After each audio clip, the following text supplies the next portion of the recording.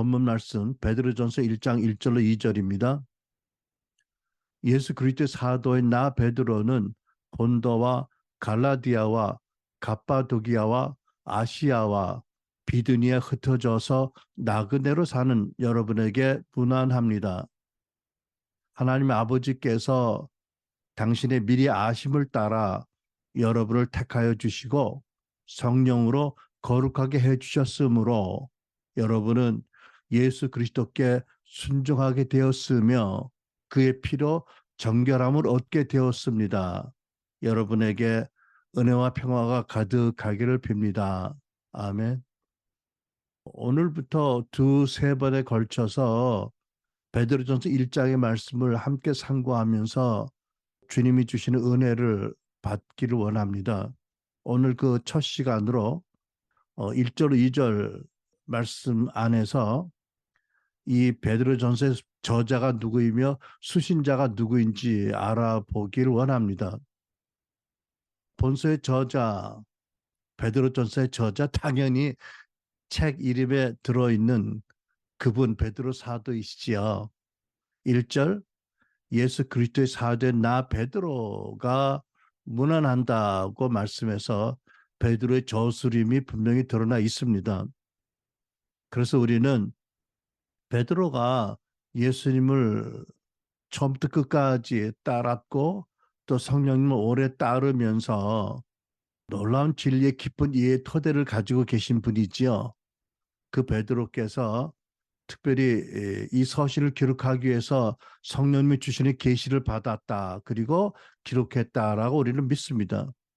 그러므로 우리는 이 사도 베드로가 기록한 이 서신이 곧 하나님의 말씀이다라고 확신합니다. 그런데 1절에 당신을 소개하면서 예수 그리스도의 사도인 나 베드로라고 좀 특이하게 기술을 하셨어요. 그래서 우리가 성경을 찾아보면 성경 어디에도 이런 방식으로 소개된 적이 없습니다. 예를 들어서 예수 그리스도의 선지자 뭐 나무개라든지 예수 그리스도의 전도자라든지 예수 그리스도의 교사 누구라는 식으로 표기된 경우는 없어요. 우리가 디모데 전서나 유다서를 보아도 이와 같은 형식으로 저자들이 소개되어 있습니다. 예수 그리스도의 사도 누구라고 특이한 형식으로 소개되는 경우들이 몇 번 있어요. 무슨 뜻이 있나 우리가 생각해 보면 이런 것을 알 수 있겠죠.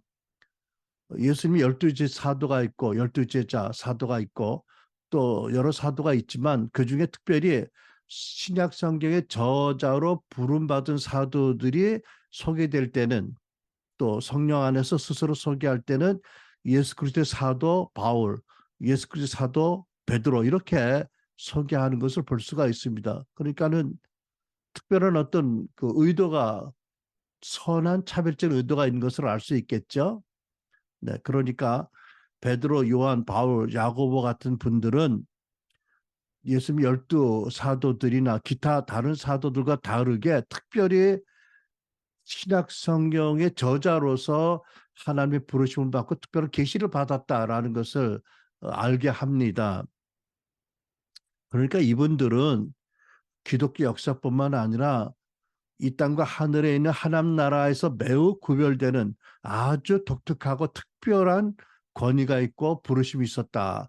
계시를 받은 분이다라는 것을 우리가 알게 됩니다. 구약 선지자보다 더 큰 은혜를 받은 분들은 아닌가 저는 믿습니다. 더 놀라운 계시를 받은 분들이다. 그래서 신약 성경을 기록하도록 부르심 받은 쓰임 받은 분들을 이렇게 소개하고 있다라고 우리는 이해할 수가 있겠습니다. 물론 모두가 성령 충만했고요. 주 예수 그리스도에 대한 깊은 이해와 믿음과 사랑이 있었고 또 성령님이 전하는 특별한 계시를 받았고 전했고 기록했습니다. 그래서 이분들로 인해서 신약 성경이 이미 완성이 되었습니다. 완성된 신약 성경을 그 외에 어떤 누구도 또 어떤 것도 더할 수가 없고 뺄 수가 없는 완성된 그 계시를 성경을 완성되게 하신 분들입니다. 그러니까 이런 면에서 생각해 본다면 이분들과 같은 그 차원의 의미의 사도직은 더 이상 있을 필요가 없게 된 것이지요. 여러분, 이것은 우리가 아주 잘 이해해야 될 주제라고 생각합니다. 그런데 우리가 잘 아시는 것처럼 성경을 보면 예수님 12사도가 있잖아요. 그리고 나중에 사도행전을 보면 예수님의 아우 야고보도 사도라고 특기가 됩니다. 또 12사도 중에 하나인 가룟 유다를 대신한 마띠아가 사도가 되었죠. 그리고 사도행전 14장 14절을 보면 두 사도라고 거명이 된 바울과 바나바 사도가 있습니다. 그 외에도 서신서를 보면 사도라는 호칭으로 불리웠는데 성경에 잘 소개되지 않은, 우리가 잘 모르는 몇 분들이 더 있습니다. 그래서 우리가 사도에 대해서 생각해 본다고 한다면 어, 바나바와 또 다른 그 사도들은 성경의 사도라고 특기되어 있지만 그럼에도 불구하고 베드로, 바울, 야고보, 요한 같은 그런 성경 저자들로 부르면서 사도들과는 좀 차별이 된 다른 부르심을 받은 사도들이 있다라고 우리가 이해하면 되겠습니다. 그렇게 보면 여러분, 성경과 교회 안에는 사도라고 불리우는 세 부류의 사람들이 있습니다. 먼저 지금 말씀드린 것처럼 예수님 12사도 또는 12사도가 아니라도 사도로 세워진 분들 가운데서 성경의 저자로 쓰임받은 베드로, 바울, 야고보, 요한 같은 분들이 있죠. 그리고 그 외의 사도들이 말씀드린 데 있습니다. 그렇죠? 그래서 이런 그 모든 사도들, 성경의 사도들이라고 기명된 모든 분들에게서 발견되는 어떤 공통적인 그 기준이 있습니다. 뭐 자격 기준이라고 할까 있습니다. 두 가지가 있는데 첫째는 뭐냐면 부활하신 예수님을 직접 목격한 분들입니다. 예수님께서 부활하신 다음에 40일 동안의 승천 직전까지 많게는 한 자리에 500명의 형제들이 모인 곳에 나타나셨습니다. 그러니까 이분들 가운데 이제 사도들이 세워진 거지요. 그런데 사도 바울은 그 500의 형제 중에 한 분이 아니었지만 독특하게 고린도서 9장 1절을 보면 내가 사도가 아닙니까? 내가 우리 주 예수를 뵙지 못했습니까? 여러분은 주님 안에서 내가 이 일에서 얻은 열매가 아닙니까? 라고 당신도 부활하신 주님을 만났던 사실을 강력하게 주장하고 있습니다. 그래서 사도는 성경에 기록된 사도는 부활하신 예수님을 직접 목격한 분들이다라는 한 가지 조건이 있고 두 번째는요. 그 중에서도 예수 그리스도께서 친히 사도로 임명하신 분들이다라는 것을 우리가 알게 되겠습니다. 12사도의 경우에 마태복음 10장을 보면 1절 2절에 예수께서 그 12제자를 부르사 더러운 귀신을 쫓아내며 모든 병과 모든 약한 것을 고치는 권능을 주시느니라. 이어서 2절 12사도 이름이 이러하니 베드로라 하는 시몬을 비롯하여라고 12분의 이름이 거명되어 있습니다. 그러니까 예수님이 친히 많은 제자 중 12제자를 부르시고 그들 사도로 세우셨습니다.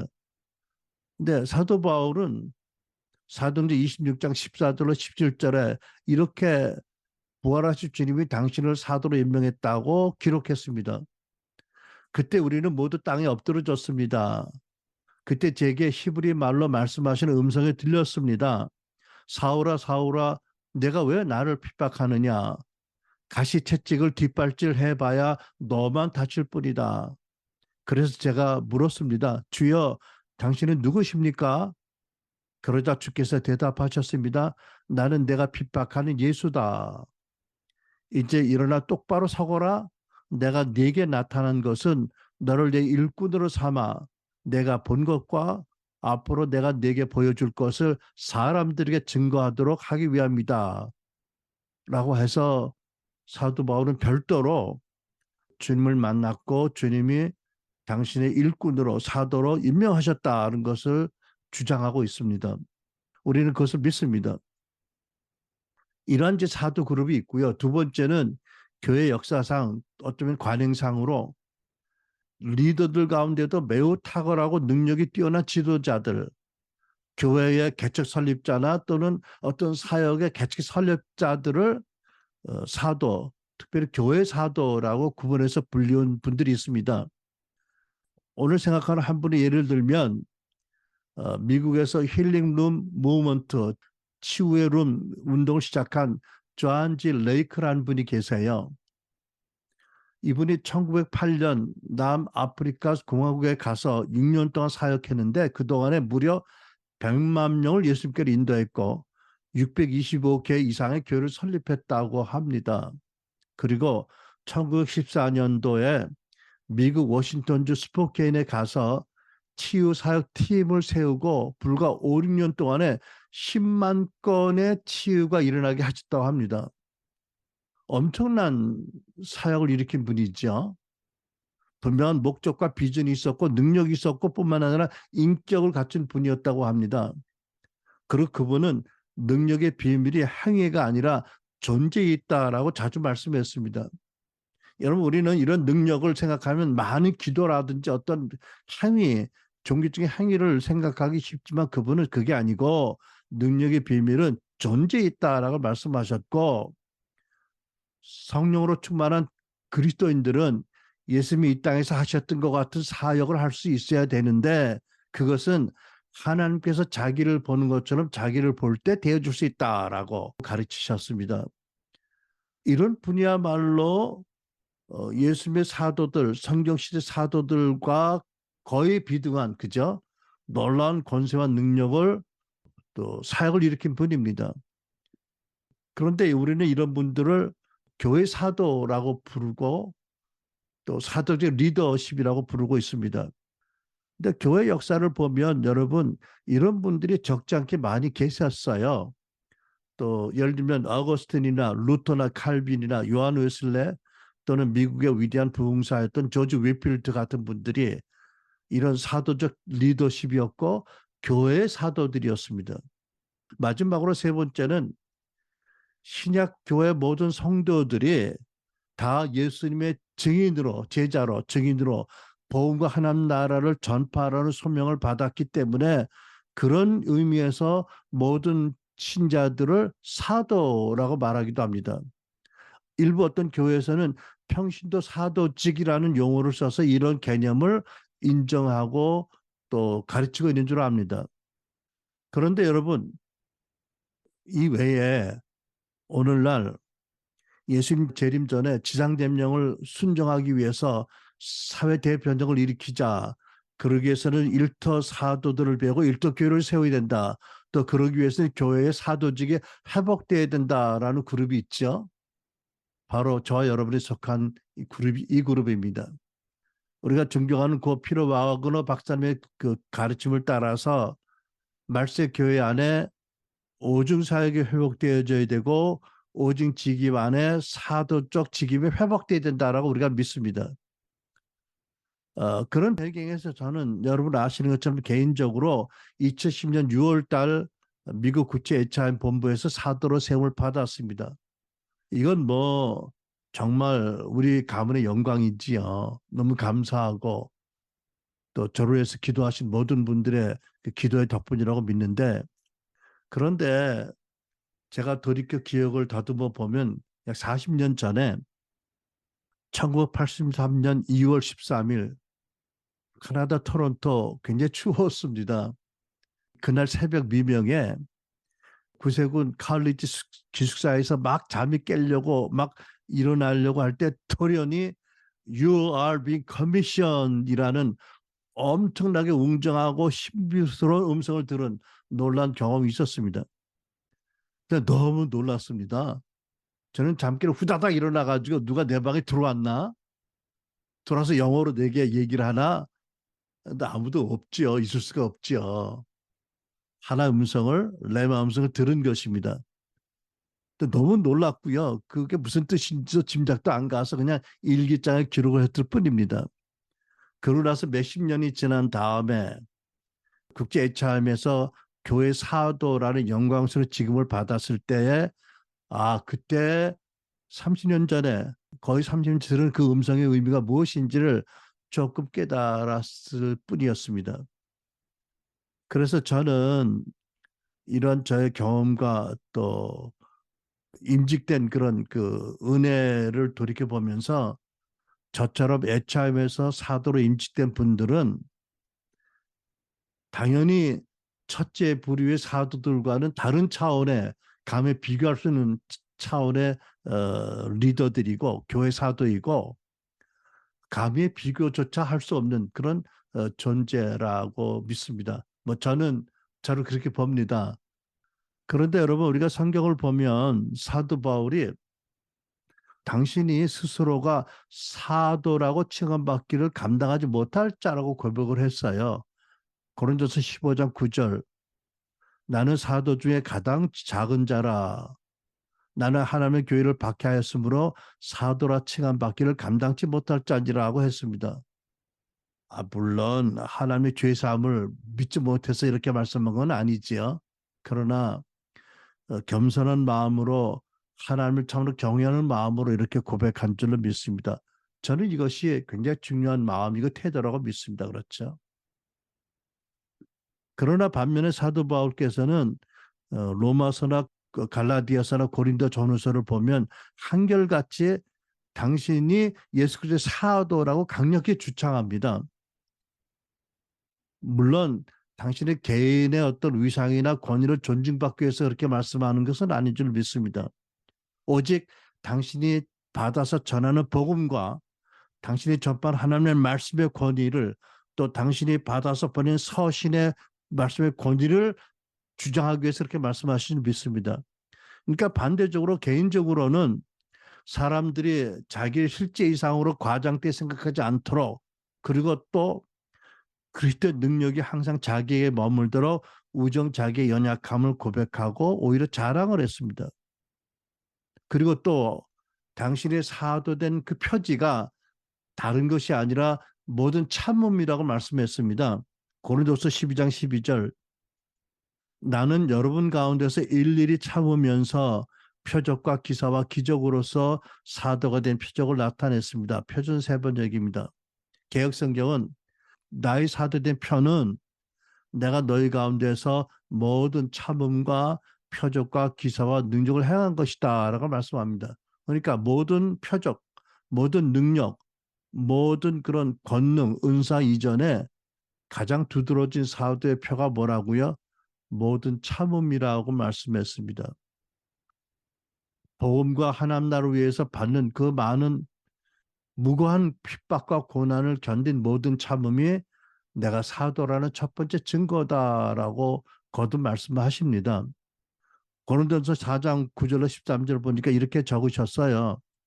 내가 생각하건대 하나님의 사도인 우리를 죽이기로 작정된 자같이 끄트머리에 두셨음에 우리는 세계 곧 천사와 사람에게 구경거리가 되었노라. 11절 바로 이 시각까지 우리가 줄이고 목마르며 헐벗고 매맞으며 정처가 없고 12절 또 수고하고 친히 손으로 일을 하며 모욕을 당한 즉 축복하고 박해를 당한 즉 참고 13절 비방을 당한 즉 권면하니 우리가 지금까지 세상의 더러운 것과 만물의 찌꺼기 같이 되었도다. 와, 참 이거는 이해하기 어려운 말씀이네. 그죠? 하나님의 사도로 택정받고 놀라운 계시와 권위와 은사를 받았음에도 불구하고 어마어마한 고통과 고난과 핍박과 모욕을 당했다. 그리고 그것을 다 그리스도로 참았다. 라고 말씀합니다. 그런데 이것은 그 예루살렘 초대교회 사도들도 동일하게 간증하는 간증이고 내용이었습니다. 사도행전 5장 41절을 보니까 사도들이 복음을 전했기 때문에 잡혀가서 매를 맞고서 사도들은 그 이름을 위하여 능력받는 일에 합당한 자로 여기심을 기뻐하면서 공의 앞을 떠나니라 그 말씀하고 있습니다. 저는 뭐 비교할 수 없지요. 저는 사실 모든 참음이 너무 부족한 자입니다. 그래도 참 감사한 것 중 하나가 뭐냐면 제가 안수를 받고 목회를 시작한 첫 교회에서 한 1년 동안 제가 하루에 한 끼씩 강제로 금식했다고 그랬잖아요. 왜?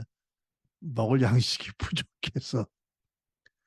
교회에서 그래도 성의껏 했지만 제가 좀 뭐 유학을 가고 뭐 이러는 가운데 예산이 비뚤어져서 덕수로 좀 어떻게 빚을 졌고 그 빚의 이자를 갚고 나니까 교회에서 받는 사례금의 뭐 절반 이상이 나가더라고요. 그래서 애들이 그때 아직 어렸을 때인데 한 끼씩 못 먹였어요. 근데 지금 생각하면 너무 미안한데 그땐 아직 철이 덜 들었는지 은혜가 더 충만했는지 제 속으로는 나 같은 죄인이 구원받고 부르심 받아서 목회하느라고 하루 한 끼씩 굶는 것이 참 감사하다. 그 이름을 위하여 강제 금식 당하는 것이 이게 기쁜 일이다. 이를 합당한 자로 여기시면 기뻐한다라고 했던 기억이 납니다. 하지만 정말 모든 면에서 그들의 뭐라 그럴까 신발끈을 풀기에도 자격이 없는 자인 것을 제가 압니다. 그러니까 반드시 구분이 돼야 된다라는 생각을 많이 합니다. 여러분 우리가 이렇게 성경에 기록된 사도들에 관한 말씀을 읽으면서 초대교회 사도들, 특별히 성경 기자로 부름받은 사도들의 그 영광스러운 부르심과 그 권위가 그들이 또한 그것으로 해서 받은 고난이 그 엄청난 핍박 얼마나 놀라운지 이 모든 것이 교회사뿐만 아니라 하나님 나라에서 얼마나 사활적으로 중요하고 영광스러운지를 깨닫게 됩니다. 그래서 이 시대에 성도들 온전히 가기 위해서 에베소 4장의 말씀에 따라 회복되는 오중사역의 사도가 이분들과는 분명히 구별되어지는 어떤 구분점이 있어야 되겠다. 호칭에서부터도 구분되는 그래서 정말 사도들을 정말 그 존귀하게 높일 수 있도록 구분되는 어떤 호칭이 필요하지 않나라는 것을 많이 생각을 합니다. 근데 아직도 설교를 준비하면서 좋은 결론이 없어요. 그래서 여러분 제가 왜 어떻게 이런 얘기 하신지 이해가 되시죠? 함께 기도해서 이 오중 사역의 리더인 사도의 회복도 필요하고 그런 말미암아 성도들이 온전히 회복 구비되어서 성도들이 교회 안에서뿐 교회 밖에 나가서 하나님 일을 함으로 사회 변혁이 일어나고 지상대명으로 함께 영광스럽게 이루어야 되는데 그럼에도 불구하고 분명히 구분되는 어떤 겸손한 바른 이름을 주시도록 성령께서 조명해 주시도록 함께 기도할 수 있기 바랍니다. 아멘. 그래서 혹이라도 사람들에게 사실 이상으로 과장돼 보이기를 원치 않고요. 그러면서도 부르심을 이룰 수 있는 어떤 그런 은혜가 참 계시가 필요하다라고 믿고 여러분이 함께 기도하고 우리 교회 안에서라도 행여라도 혼동됨이 없기를 간절히 바랍니다. 아멘. 그리고 오해하는 분들에게도 행여라도 오해하지 않도록 잘 우리의 진심이 전달이 되었으면 좋겠다. 이것을 우리가 기도해야 되겠다라고 생각해서 사도 베드로에 대한 말씀을 상고하면서 이런 내용을 나누어 봤습니다. 두 번째는요. 수신자입니다. 베드로 전서의 수신자 편지를 받을 대상이지요. 한마디로 말하면 이미 구원받았고 본향을 떠나서 흩어진 나그네로 살면서 각양 어려움과 시련을 당하고 때로는 슬퍼할 수밖에 없지만 그 과정을 통해서 성화를 이루어가는 신자들이 이 서신의 수신인입니다. 여러분 동의하시죠? 1절에 보니까 흩어져 사는 여러분이라고 기록되어 있습니다. 본도와 갈라디아와 갑바도기아와 아시아와 비두니아 흩어져서 나그네로 사는 여러분입니다.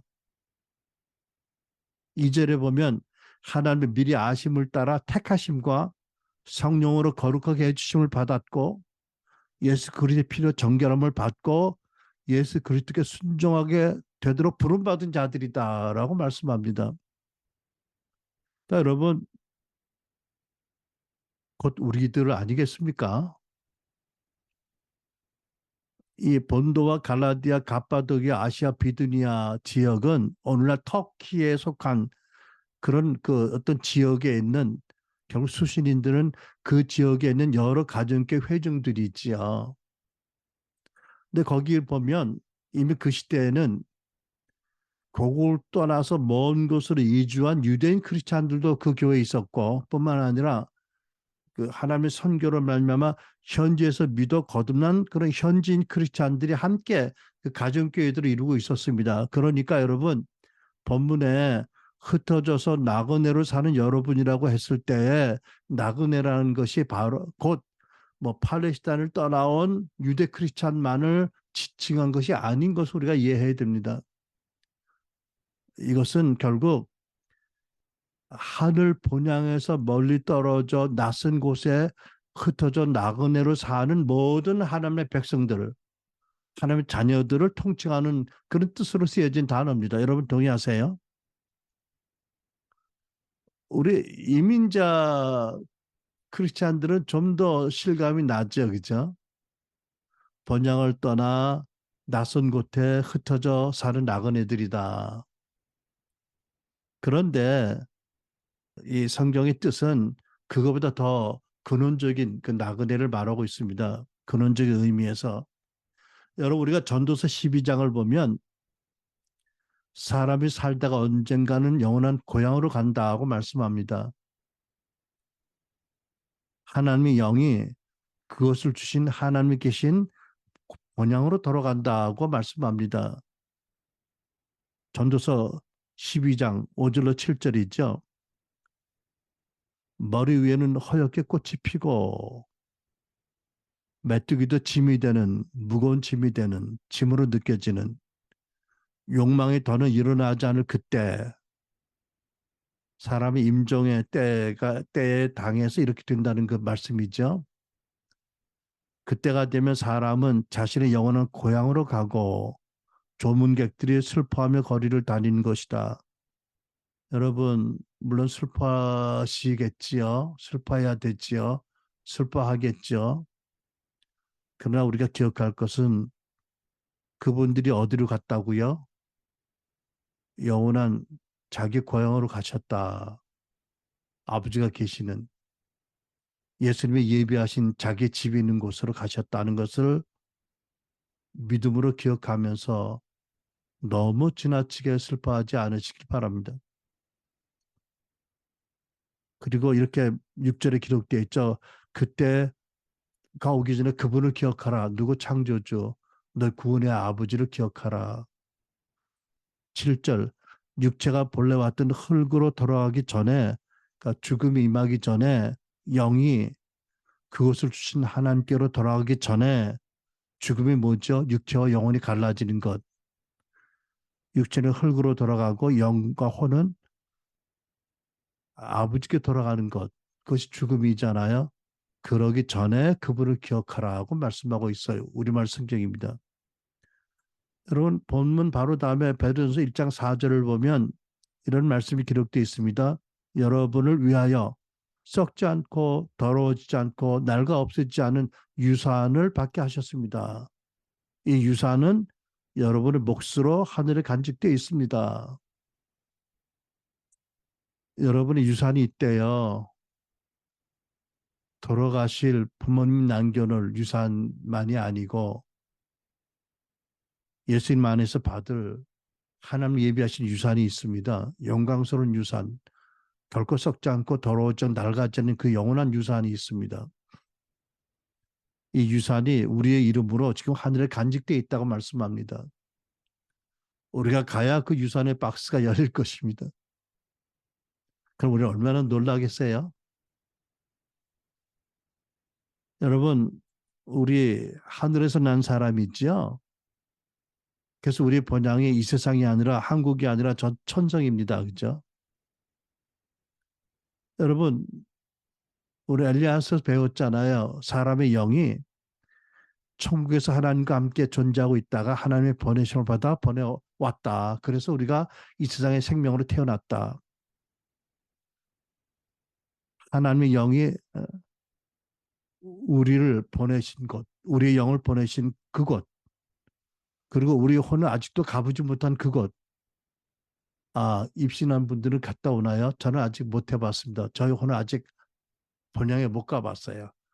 아마 제가 죽어서 알 겁니다. 언젠가 돌아가서 영원히 하나님을 모시고 살 그곳 본향이 있습니다. 거기에 우리가 장차 개봉할 놀라운 유산이 우리를 위해서 기다리고 간직돼 있고, 그때까지 우리는 여러분 어떻게 산다고요? 하늘 본향에서 멀리 떨어진 낯선 곳에 흩어진 나그네로 살아갑니다. 그게 우리 인생입니다. 그러니까 여러분, 불편함과 답답함과 서투름과 고난이 있는 게 당연하지 않습니까? 그렇죠? 근데 생각해 보십시오. 우리는 하늘에서 거듭나기 전에, 위에서 거듭나기 전에 어떻게 살았다고요? 공중곳에 잡은 마귀의 조종을 따르고 살았지요. 세상에 속해서 육체의 욕망을 따라 세상 풍습대로 살았습니다. 죄가 죄인지도 모르고 수치가 수치인지도 모르고 하나님을 모독하며 살았습니다. 근데 웬 은혜인지 하나님 아버지께서 당신의 미리 아심을 따라 우리를 택하셨고 성령으로 우리를 거룩하게 해주셨습니다. 당신이 미리 아심을 따라 전전 하나님의 그 선하신 마음 가운데 사랑 가운데 창세전에 이미 여러분과 나를 당신의 자녀로 삼아줄 것을 결정하셨습니다. 그리고 예수 그리스도의 땅에 보내셨고 또 우리에게 복음을 보내셨고 또 우리 각자에게 성령 하나님 친히 찾아오게 하셨습니다. 그래서 우리로 하여금 예수를 믿고 영접하고 거듭남으로 우리를 거룩하게 해주셨습니다. 그럼에도 불구하고 계속해서 우리가 여전히 본향에서 멀리 떨어진 낯선 곳에 흩어져 살면서 나그네로 그래서 여러 가지 시련을 겪으며 때로는 어쩔 수 없이 슬픔에 빠져 살게 하셨습니다. 그러나 너무 슬퍼하지 말라 기뻐하라고 말씀합니다. 왜요? 어떻게 해요? 먼저 우리가 이미 위에서 거듭난 자들이고 하나님의 자녀가 되었기 때문에 우리 아버지가 계시니까 그죠? 또 아버지께 성령님을 보내서 늘 그 성령님이 삼일째 한 분이 성령님 우리와 함께 계시기 때문에 보이지 않는 임마누엘 함께 계시기 때 기뻐하라는 거지요. 그리고 성령님이 거룩한 사랑과 지혜와 능력으로 우리를 보호하고 계시기 때문에 그러니까 우리가 정말 감당하지 못할 시험이 닥치지 않도록 우리를 보호하시기 때문에 기뻐하라고 말씀하시는 거죠. 또 왜 우리가 기뻐해요? 여러분 우리가 죽음의 관문을 통과해서 저 세상에 가면 번영에 가면 예기치 못했던 깜짝 놀라운 썩지 않고 녹슬지 않고 영광스러운 유산이 기다리고 있어요. 아 물론 우리는 천국에 들어간 그것만 해도 너무너무 감격스럽고 아무것도 더 바랄 게 없어요. 그런데 있다 여기 있다 네 유산을 받아라고 아버지가 주신 유산이 있다는 거죠. 뭐가 있을까 그 안에? 어떤 게 있을까 여러분? 아 우리는 아무리 봐도 받을 자격이 없어요. 그러나 말씀에 의하면 쇠하지 않고 녹슬지 않고 변하지 않은 영원한 유산이 기업이 있다. 우리를 위해서 천국의 번영이 보관되어 있다고 말씀하세요. 그게 있어요. 빈손으로 가지면 거기에서 엄청난 유산을 하나님 주세요. 그죠? 아멘. 그래서 기뻐하라고 하세요. 뿐만 아니라 또 놀라운 것은 뭐냐면 우리가 흩어진 나그네로 살면서 당하는 모든 어려움과 곤란으로 말미암아 하나님이 보실 때에는 그런 모든 연단과 시련으로 우리의 믿음이 정금같이 순수하게 된다는 것입니다. 그래서 결국 예수님이 나타났을 때 우리가 칭찬과 영광과 명예를 받게 하신다는 것입니다. 그러니까 여러분 우리가 살면서 닥치는 모든 어려움과 난관과 곤란함, 때로는 낙심됨, 아픔, 고통 이런 것들이 하나님 보실 때는 우리의 믿음을 정같이 다듬는 그런 연단하는 그런 기회이고 결국 주 예수 그리스도를 점진적으로 더 닮아가는 성화의 도구가 된다. 과정이다라고 말씀하시는 것입니다. 하나님의 성령께서 늘 우리 함께 계셔서 우리를 감싸시고 또 우리 안에 충만히 거하심으로 우리가 당해서 낙심되고 좌절되고 슬퍼하고 탄식하고 또 절망하고 고난으로 당하는 이것들이 결국은 하나님의 놀라운 경륜 가운데는 우리를 예수님을 더 닮게 하는 성화의 도구가 방편이다. 그러므로 현상만 보고 낙심하지 말고 오히려 기뻐하라고 말씀한 줄 믿습니다. 그러므로 말미암아 성령께서 우리를 거룩하신 성화 사역으로 우리 안에 남아있는 죄의 세력이 점점 더 소멸해집니다. 그러므로 말미암아 우리가 죄에서 더 자유롭게 됩니다. 그러므로 말미암아 우리가 거룩과 믿음과 사랑하는 예수님을 더 지속적으로 닮아갑니다. 이것이 나그네 삶을 사는 우리가 당하는 연단과 시련과 슬픔과 고난 가운데도 우리가 참으로 기뻐할 이유인 것입니다. 여러분, 그러다 어느 날 우리가 죽음이라는 문을 통과해서 저 세상 번영에 가면 하나님이 우리를 크게 환영하시고 유업을 주시고 위로하시고 우리 눈에 눈물을 닦아주시고 우리보다 먼저 간 성도들이 얼마나 기쁘게 환영할 것입니까? 누구를? 뒤늦게 온 우리를. 여러분, 그 말할 수 없는 영광과 말할 수 없는 거룩한 기쁨이 가득한 그곳에서 이 땅에 헤어졌던 분들 다시 만나서 다시는 헤어질 염려 없이 영원히 살아가며 기쁘게 살아갈 수 있다. 완전한 사랑으로 살아가며 완전히 기뻐할 수 있다. 얼마나 기쁠까요, 여러분? 상상이 되세요? 저는 사실 설교하고 있으면 아직 상상이 잘 안 됩니다. 상상력 빈곤인가, 믿음의 빈곤인가. 하지만 말씀을 믿습니다. 근데 여러분, 또 말씀이 우리에게 뭘 가르치세요?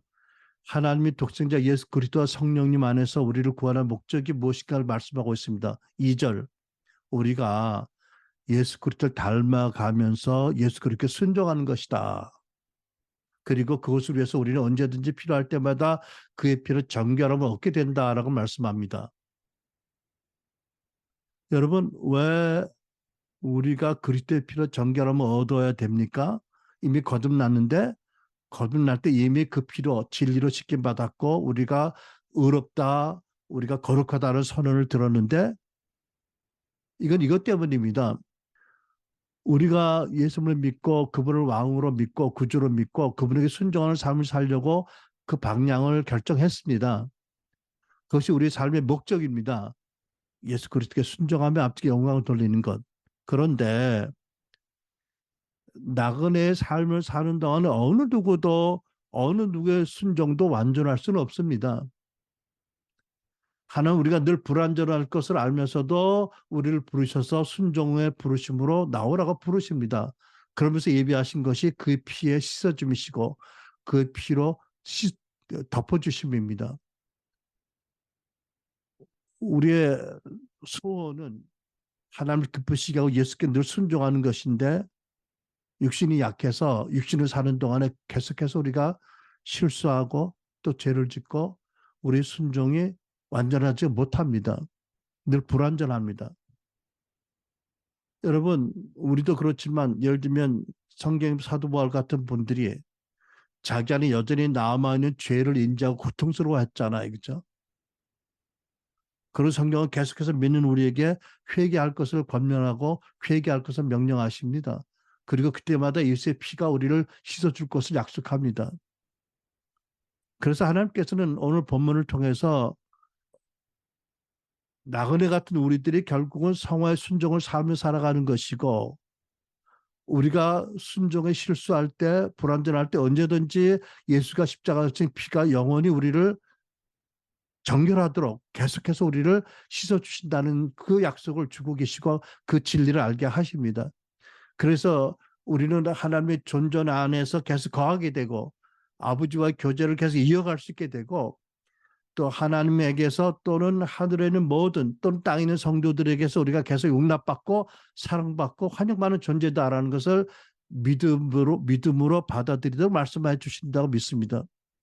그러니까 여러분 우리가 보면 2절의 말씀을 정리해 보면 하나님의 미리 하심은 창세전에 이미 되어진 일이고요. 또 성령의 거룩하게 하시면 우리가 구원받는 순간에 이미 과거 이루어진 일입니다. 그리고 예수 그리스도 순종하는 것은 매일매일의 우리의 목적입니다. 그리고 그의 피로 정결하게 없는 것은 매일매일 순종할 때 불완전한 우리를 위해서 하나님이 영원토록 약속하신 위대한 은총입니다. 그러니까 여러분 2절 마지막 절 말씀이 가능해집니다. 무엇이라고요? 은혜와 평강이 가득한 것이 가능해지는 것입니다.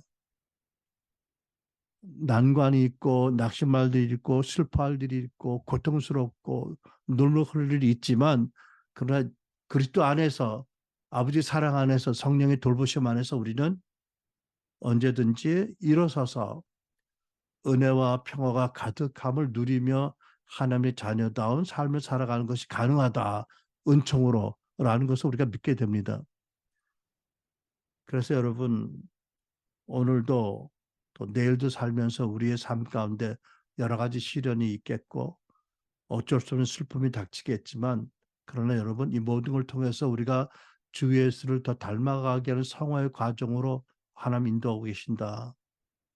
예수를 닮아가는 게 얼마나 영광스러운 일인지 그리고 예수님 오실 때 얼마나 놀라운 상급을 주실 것인지 또 천국에 가면 번영에서 얼마나 놀라운 유업을 주실 건지를 생각하면서 진리 가운데 오히려 기뻐하며 은혜와 평강이 가득한 가슴을 가지고 살아가는 그래서 하나님을 좀 더 기쁘시게 하는 저 여러분 되기를 축원합니다. 아멘. 기도하겠습니다. 네.